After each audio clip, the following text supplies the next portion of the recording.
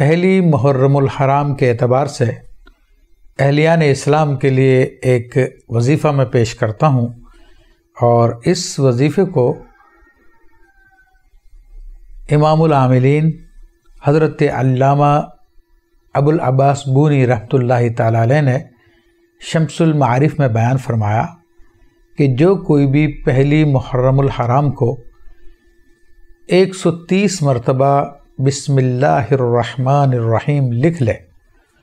تو انشاءاللہ تبارک و تعالیٰ اور اسے لکھ کے اپنے پاس رکھے تو انشاءاللہ اس کو کوئی ناپسندیدہ بات نہیں پہنچے گی۔ اور چونکہ اس کو ایک نسبت ہے کہ سال کی ابتدا پہلے محرم سے ہو رہی ہے، اور پہلی محرم ہی کو آپ اپنا آغاز بھی بسم اللہ سے کر رہے ہیں، اللہ کے نام سے کر رہے ہیں، اور جس کا آغاز آپ اللہ کے نام سے کر رہے ہیں تو انشاءاللہ تبارک و تعالیٰ اس کام میں کامیابی ہوتی ہے۔ کہ نبی کریم صلی اللہ تعالی علیہ وآلہ وسلم کی حدیث مبارکہ ہے، کل امر ذی بال، یہ الفاظ حدیث شریف کے جو عموماً کتابوں کو شروع میں بیان ہوتی ہے کہ ہر اچھا کام،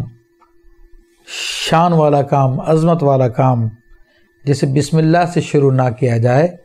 تو وہ نامکمل رہتا ہے۔ تو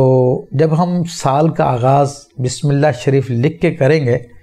اللہ تبارک و تعالیٰ کا نام لکھیں گے، بسم اللہ شریف لکھیں گے، تو انشاءاللہ یہ پورا کا پورا سال ہمارا بہترین گزرے گا، اور حدیث شریف کے مطابق یہ یعنی اپنے کمال کو پہنچے گا۔ تو اس کو اپنائیے اور اپنے دوست احباب کو بھی بتائیے، اور اس کا حوالہ بھی میں نے ذکر کیا ہے۔ تو یہ ہمارے بزرگوں کا دیا ہوا وظیفہ ہے، تو اس کو لکھنا چاہیے، اور بسم اللہ کی ویسے اتنی بے شمار برکتیں ہیں کہ اگر اس پہ پوری گفتگو کی جائے تو اس میں بھی گھنٹوں گزر سکتے ہیں، لیکن بہرحال یہ ایک آسان وظیفہ ہے، اس کو کرنا چاہیے۔ اللہ تعالیٰ سب کو توفیق دے، آمین۔ اچھا، اس میں اور بات ذکر کر دوں کہ بسم اللہ شریف لکھ کے آپ اس کو بطور تعویذ ریگزین وغیرہ میں ڈال کے پلاسٹک کوٹنگ کر کے تو ریپ کر کے پلاسٹک میں، تاکہ پانی سے محفوظ ہو جائے، اپنے گلے میں بھی ڈال سکتے ہیں،